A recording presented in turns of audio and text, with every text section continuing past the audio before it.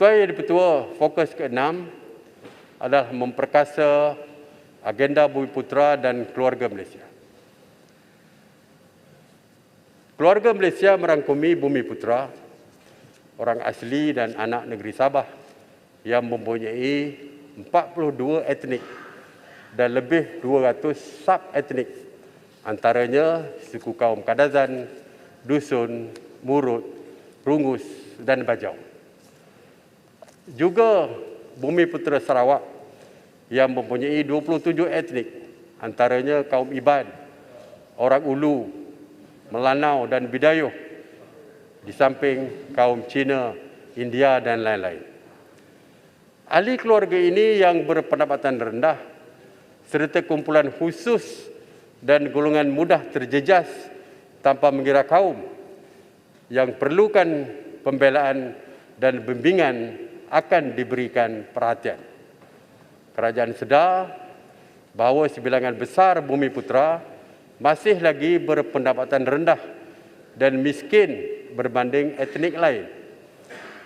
Jurang pendapatan penengah antara Bumiputera dan kaum Cina semakin melebar, iaitu 4 kali ganda pada tahun 2019 berbanding 1989. Saya memberi jaminan bahawa agenda Bumiputera akan terus diperkasa dan tidak akan diabaikan.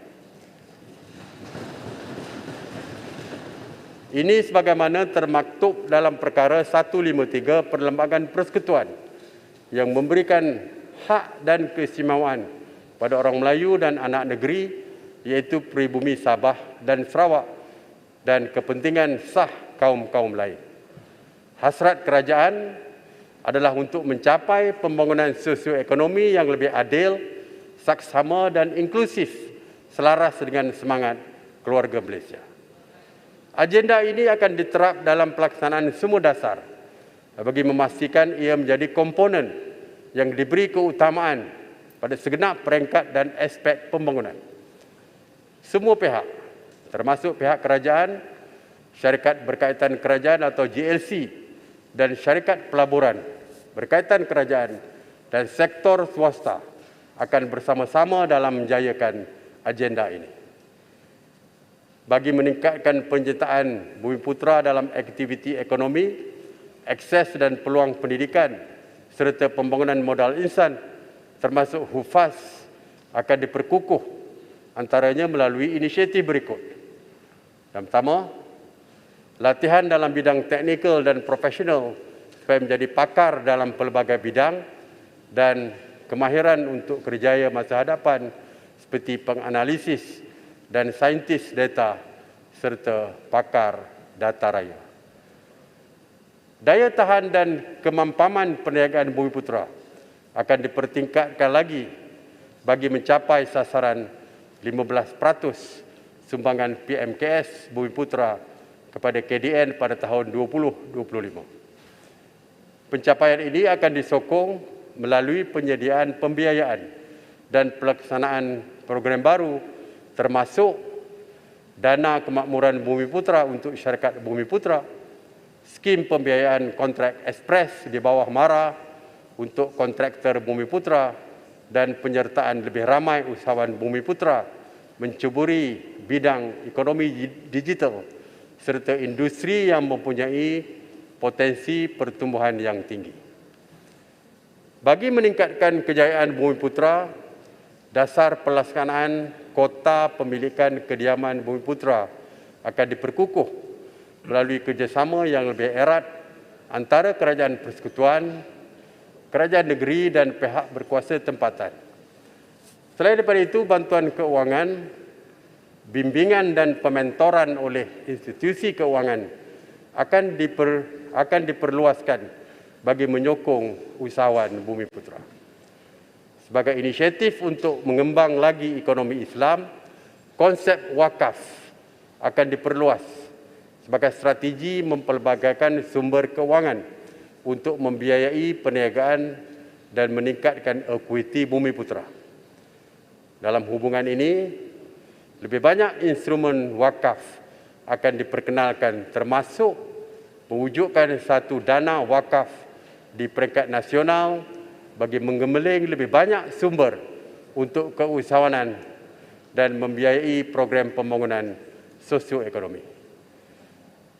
Pelan induk wakaf nasional akan diwujudkan bagi memastikan pengurusan wakaf yang lebih cekap.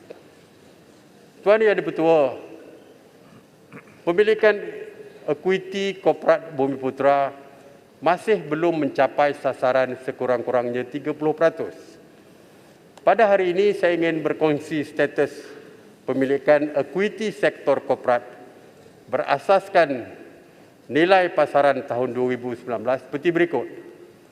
Pegangan Bumiputera hanya mencapai 17.2%.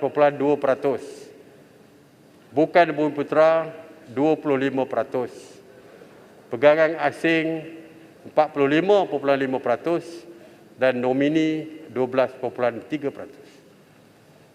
Bagi memastikan pemilikan ekuiti Bumiputera yang mampan, kerangka jaringan keselamatan ekuiti akan diperkenalkan supaya penjualan saham atau syarikat Bumiputera hanya ditawarkan dan dijualkan kepada konsortium, syarikat atau individu Bumiputera yang lain.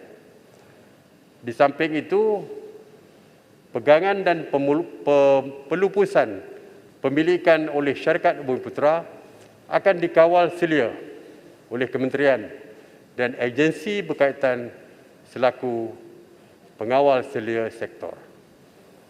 Dalam usaha menyelaras semua inisiatif ini, bahagian kemakmuran Bumiputera dengan mandat dan fungsi yang lebih jelas akan diwujudkan semula melalui penugasan semula pegawai di setiap kementerian dan agensi kerajaan. Langkah ini adalah bagi menambah baik tadbir urus pelaksanaan agenda Bumiputera.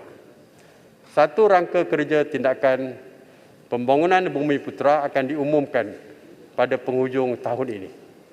Ia memperincikan beberapa inisiatif utama dalam merealisasikan aspirasi bagi meningkatkan status sosioekonomi Bumiputera.